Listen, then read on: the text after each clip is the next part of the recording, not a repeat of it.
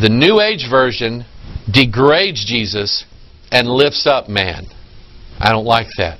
And neither does God, and neither does this Bible. So, the chromosomes are splitting to go forward with a new pattern of life. Now, she says, and she makes an interesting statement here. And I want you to ask yourself, do I see like the works of the New Age movement going on anywhere? Do I see it in film? Yeah. Can I see it in politics? Yeah. Can I see it in philosophical movements? Is it in the universities? Yeah. If I see strange things happening in my church that I never really saw before, and I'm going, I don't know what this is, but it just doesn't feel right. Well, I don't know how many people contact our ministry over the years. Pastor Mike, we're in a church, and I've been there for years, and I love the Lord, and I love the Bible, and all of a sudden we got us a new pastor, and he's wanting to change everything, and I can't really put my finger on it, but it's just something not right about it.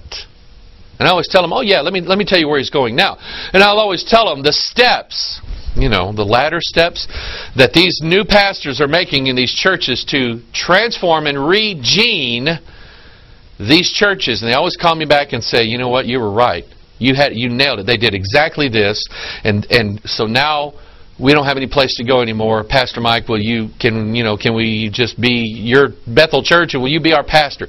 And I'm honored. I am humbled by that, and I praise the Lord for it. But that's what's going on. So Marilyn Ferguson, she made this very, very revealing, interesting statement in her book. She said, when you understand the basic change taking place in any one major area, it is easier to make sense of the others.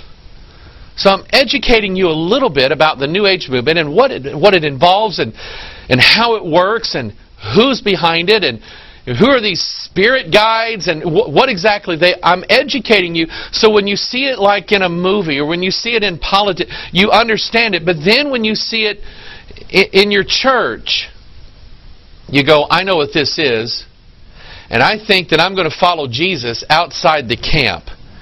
Praise the Lord for you if you're bold enough to do something like that. Then she names the agents of the conspiracy. Doctors. I want you to remember that. We're going to look at some of these doctors. New Age doctors. By the way, if you want to go to a chiropractor, go to a chiropractor. I don't go to chiropractors. If you want to go to a chiropractor, go to... If your chiropractor has like a yin-yang symbol on his sign with like a snake on it, find another chiropractor. He's a New Ager. He has New Age concepts and New Age beliefs. Don't go for... Let me say this. I say this to some of our watchers out of nothing but pure love. I love you. I do. I care about you. I don't want to hurt you. Some of the people that follow our ministry, they're some of the greatest people I've ever heard from in my life. You can kind of look at me and see that I'm not really much into health food. Okay, I don't eat wheat germ. I don't eat bran. I don't, some of these natural. I'm not necessarily against them. I'm not. I think God gave us good things on this planet to keep us going as long as this corruption of sinfulness will last. Okay, it doesn't last very long. Okay. No man lives forever just eating the right combination of stuff that God put on this planet. You need to remember that. We are appointed to death in these bodies. Can we improve that life by the things we do? Absolutely. Okay? But I'm telling you, politics have been hijacked by the New Age. Are you with me? The movie industry has been hijacked by the New Age and the occult. Okay, that's easy.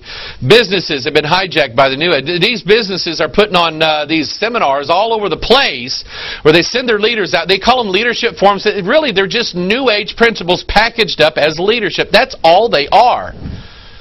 So is it hard for us to understand that maybe the whole health and nutrition movement in this country, including probably the people that you buy products from, have been hijacked by the New Age? I'm going to show you some things. I want to be a friend to you, not an enemy.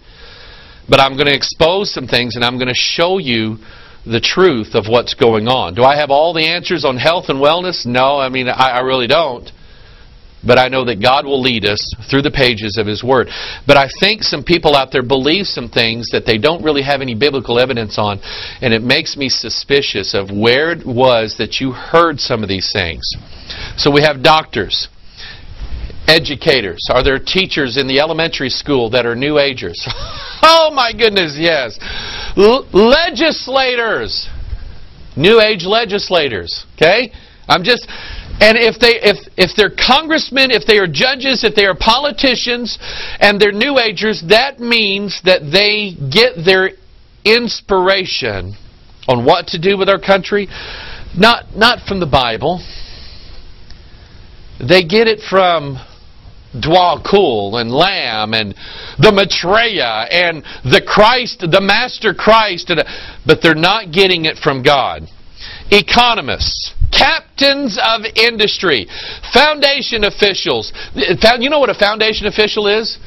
Foundation is it's an organization, a philanthropic organization that has a ton of money. George Soros comes to mind, okay? The guy that's funded, the guy that bought the White House, okay? He is a foundation official. In other words, he's got all this money. The Rockefellers do it. I mean, we know all these people are funneling massive amounts of money into creating a new age, new world. We know that. University programmers, artists, that's easy. Musicians, publishers, television producers. Rupert Murdoch. And maverick theologians and members of the clergy as they ponder the new spirituality. Okay? These are the people that Marilyn Ferguson, who is a New Ager, said, I'm just letting you know that, our people, being controlled by these devils, they're everywhere. We even have them inside. The maverick theologians would be the guys that would be in the Bible colleges. The clergymen, these are the guys, or women, standing behind the pulpits. Okay? Teaching the flock. This is what you need to believe. So, let's get to Glenn Beck, and then we'll get to Rick Warren. Glenn Beck is coming out with a new book. He has a co-author by the name of he's a medical doctor. Okay, so here we have a doctor and we have a TV host, an artist. Okay, and they write a book called The 7 Wonders that will change your life.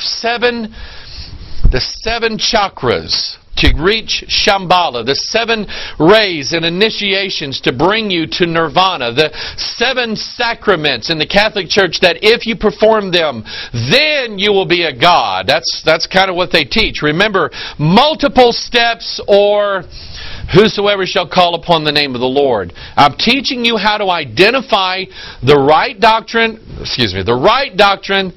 versus the wrong one.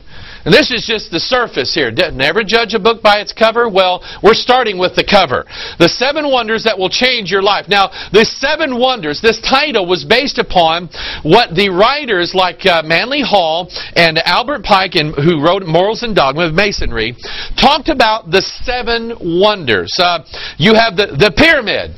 Okay, with the all-seeing eye. Okay, it's an occult symbol. It represents the New Age or the New World Order. You have the Colossus of Rhodes, one of the 7 Wonders, who's holding the torch of.